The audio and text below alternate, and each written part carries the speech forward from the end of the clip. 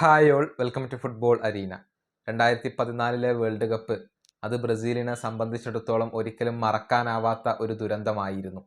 പറയാൻ കാരണം സെമി ഫൈനലിൽ സ്വന്തം ആരാധകർക്ക് മുന്നിൽ ഒരു വലിയ തോൽവി ജർമ്മനിയോട് ബ്രസീലിന് ഏറ്റുവാങ്ങേണ്ടി വന്നു. 1-7 ഗോളുകൾക്കായിരുന്നു ബ്രസീൽ തകർന്നടിഞ്ഞത്. അതായത് വേൾഡ് കപ്പിന്റെ ചരിത്രത്തിലെ തന്നെ ഏറ്റവും വലിയ തോൽവികളിൽ ഒന്നായിക്കൊണ്ട് അത് രേഖപ്പെടുത്തപ്പെടുകയായിരുന്നു.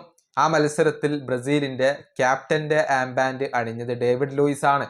തന്റെ പുതിയ അഭിമുഖത്തിൽ അതേക്കുറിച്ച് അദ്ദേഹം സംസാരിച്ചിട്ടുണ്ട്. ആ ഒരു തോൽവി തന്നെ ഇപ്പോഴും വേട്ടയാടാറുണ്ട് എന്നാണ് ഡേവിഡ് ലൂയിസ് പറഞ്ഞിട്ടുള്ളത്. ഒരുപാട് കാലത്തോളം തനിക്ക് ആ തോൽവിയുടെ കാര്യത്തിൽ ഉറക്കം നഷ്ടമായി എന്നുകൂടി അദ്ദേഹം പറഞ്ഞിട്ടുണ്ട്. അദ്ദേഹത്തിന്റെ വാക്കുകൾ ഇങ്ങനെയാണ്: വേൾഡ് കപ്പിൽ ഞങ്ങൾ നല്ല രീതിയിലായിരുന്നു കളിച്ചിരുന്നത്.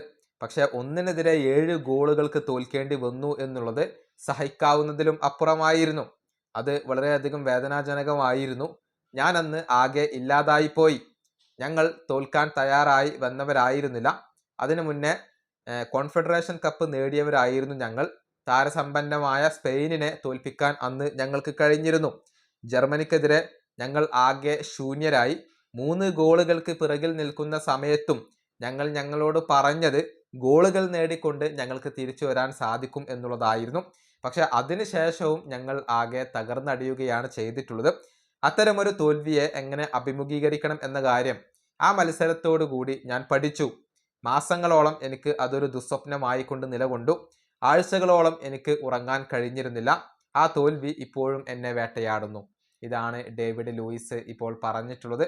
അതായത് ആ ഒരു തോൽവിയുടെ ആഘാതത്തിൽ നിന്നും തനിക്ക് ഇപ്പോഴും മുക്തനാവാൻ കഴിഞ്ഞിട്ടില്ല എന്നാണ് ഇദ്ദേഹം ഇപ്പോൾ വ്യക്തമാക്കിയിട്ടുള്ളത്. നിലവിൽ സൈപ്രസ് ക്ലബ്ബായ പഫോസ് എഫ്സിക്ക് വേണ്ടിയാണ് അദ്ദേഹം കളിക്കുന്നത്. അവിടെ മികച്ച പ്രകടനം പുറത്തെടുക്കാൻ ഡേവിഡ് ലൂയിസിന് ഇപ്പോൾ സാധിക്കുന്നുണ്ട്. ഈ വീഡിയോ അവസാനിപ്പിക്കുന്നു. അടുത്തൊരു വീണ്ടും കാണാം.